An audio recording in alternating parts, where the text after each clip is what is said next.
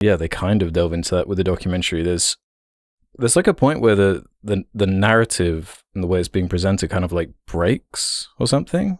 It's been a few weeks since I've seen this, right? And he's got to like go more into the investigative part. Like the director breaks the fourth wall and like closes his laptop and that was my favorite part. I think that was the best choice for the documentary, is like him becoming a character in it, which is not like, you know, other documentary filmmakers have done it, David Ferrier, Michael Moore, etc.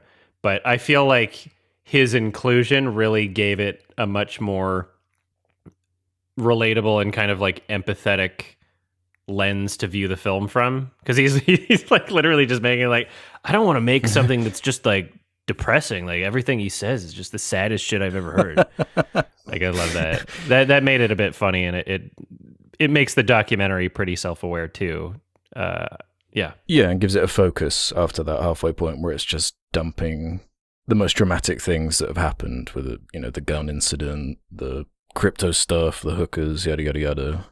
And then it's like, so what's he doing now? What prospects does he have? And there's the whole like mock job interview thing. Also, which is kind of funny. And where he just shoots himself in the foot intentionally because he doesn't really want a job, and he like wasted everybody's time. That's the frustrating part, because it's like you're clearly playing this up for the camera in some way. Like you're not being earnest in the way you're engaging with this idea, because you know this would be juicy for the doc. It's like a toddler thing. Yeah.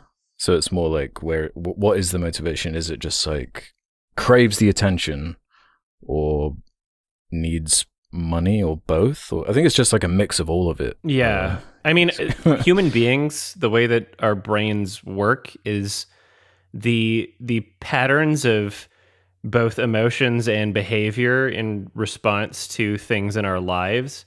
If you make that a consistent thing in your life, then it starts to become something that's more difficult to break away from.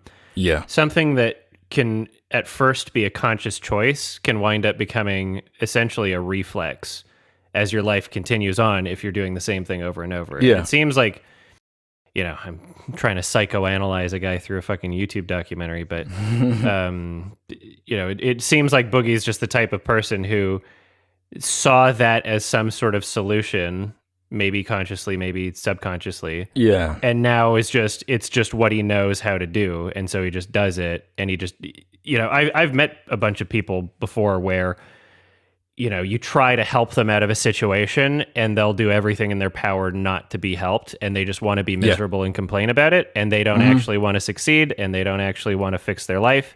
And they just, their pattern of behavior is just being miserable and sabotaging themselves and everybody around them that tries to help them. There is a long pattern, right? He's been online for a long time. It must be close to like 2 decades at this point. It must be getting there nearly. It's just a continuous pattern, and there is just like this is just like sad and pathetic at a certain point, and it's almost like weaponizing people's sympathies at a certain point. Like I've spoke to Boogie once. Same. And even in that call, he was like whipping out the references to his traumatic childhood in like in detail that might not be appropriate for someone you've like just started speaking to. Yeah. But I think, you know, there's certain people that will say those things is like knowing that putting that out as a prerequisite to a relationship will give them some sort of advantage over them. Even if that just means a sympathetic sympathy. I don't even think it's necessarily consciously like malicious. I don't think that Boogie thinks he's like, I get control over them. No. But it is one of those things where it's like, okay, well, they know that people will treat them more cautiously, or, you know, with kid gloves, or you know, be nicer or sympathetic. There's some people who are particularly vulnerable to that kind of thing, in the sense of there's some people who are easily manipulated by that kind of thing. And even if it happens to them many times in their lives, and even if they come across many of these characters, there's people that will like